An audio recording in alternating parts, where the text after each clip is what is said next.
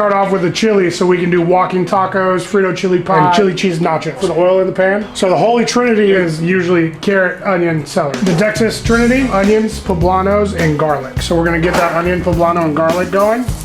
And while that's going, we have our 8515 certified black Angus beef right here. We're gonna go a little salt, cracked black pepper, garlic granulated, onion granulated. So we're gonna mix in all this seasoning so it's all mixed throughout. And after we mix in all that seasoning, we're gonna take a little AP flour and mix it inside the beef. So as we start to sear the beef, the flour is gonna act like a thickener. Once we put in all the tomatoes and chicken broth, it'll help naturally thicken everything. It's a quick way of making a roux with the fat that comes out of the beef and mixing in the flour. Beans and chili or no beans and chili? I love beans ranchero style, got some bacon fat, onions, poblanos, but I like to keep my beans out of the chili. So on these veggies, we don't wanna get any color or anything. We don't wanna break them down too far. We're just gonna let them sweat.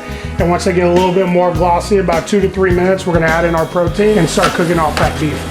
Now there's a light sear on the beef, we're gonna start mixing in those onions and poblanos and garlic. 515 beef, so we only have 15% fat inside, so we won't do any straining. We're gonna go straight cooking to add in all of our liquid. I like to leave the beef undercooked around 85%, just so whatever, all those juices that are coming out of that raw product go into it and just builds flavor inside of what we're doing. So the exact opposite of what we did for the salsa, these are guajillo chilies. We're gonna rehydrate, so we have them in hot water right now. As soon as they get soft enough, we're gonna put them in the blender and puree it to go into the base of the chili. You still see we have a little bit that isn't cooked right here, so we're gonna go in with our tomato paste and start toasting that tomato. We're gonna puree these guajillo chilies.